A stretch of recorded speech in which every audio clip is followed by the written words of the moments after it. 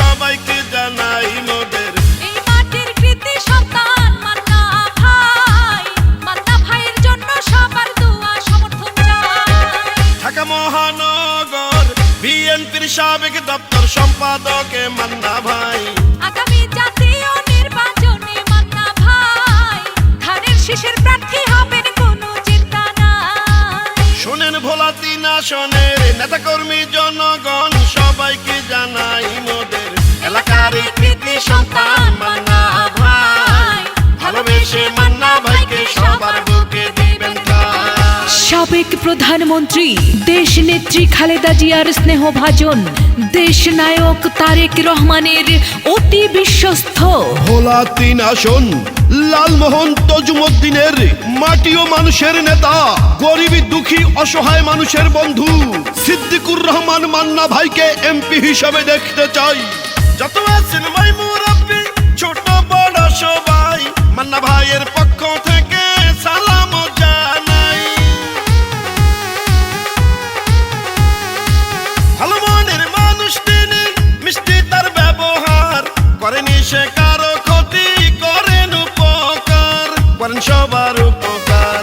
এলাকার সবাই বলে মান্না ভাই এমপি হলে কোনো চিন্তা নাই, তাই তো চলো চলো সবাই মিলে সমর্থন জানাই, ইনশাআল্লাহ এমপি হবেন মোদের মান্না ভাই। শুনেন আমার লালমোহন আর তজুমুদ্দিনের জনগণ সবাইকে জানাই মোদের এই মাটির যোগ্য সন্তান মান্না ভাই, সবার বুকে মান্না ভাইকে দিবেন একটু ঠাঁই।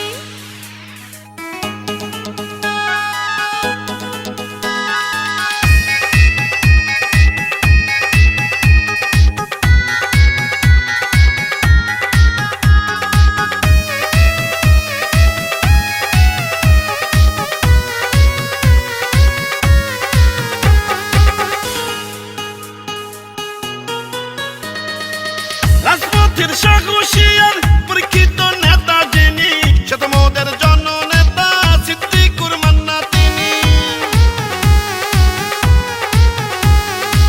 দুর্নীতি সন্ত্রাস মুক্ত এলাকা গড়িতে মান্না ভাইয়ের মতো নেতা দরকার ওই সংসদে ভোলা 3 আসনে।